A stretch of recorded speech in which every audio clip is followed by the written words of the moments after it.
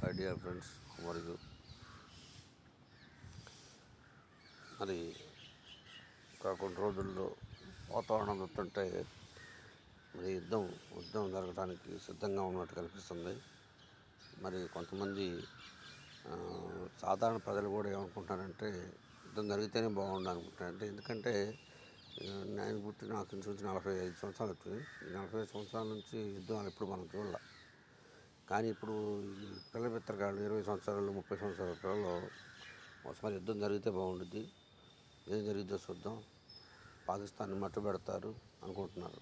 కానీ యుద్ధం అనేది ఇప్పుడు కూడా ఇరువైపుల నుంచి నష్టమే జరిగింది. కాబట్టి నేనేం కోరుకుంటున్నానంటే ఏదైనా ఇంకా అన్ని రకాలు ఇప్పుడు నీళ్లను బంధించారు, ఆ విధంగా ఆర్థికంగా కూడా పాకిస్తాన్ని బంధించి చేసి కొన్నాళ్ళ పాటు పాకిస్తాన్కి ఊపిరాడకుండా చేస్తే వాడు తీవ్రవాదంలో రాకుండా ఉంటాడు. తీవ్రవాదంలోని అలానే ఎక్కడైతే తీవ్రవాదం ఉందో జమ్మూ కాశ్మీర్ ఆనుకొని వాటి మీద కొంచెం కాన్సన్ట్రేషన్ చేస్తే గట్టిగా ఉంటుందని కోరుకుంటున్నాం.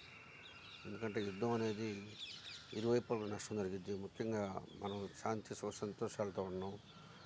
మనం వాడితో పోల్చుకుంటే మనకు బాగుంది. మన భారతదేశం తినడానికి తిండి ఉంది, అన్నీ మనకున్నాయి. మనం కూడా సఫర్ అవ్వాలి.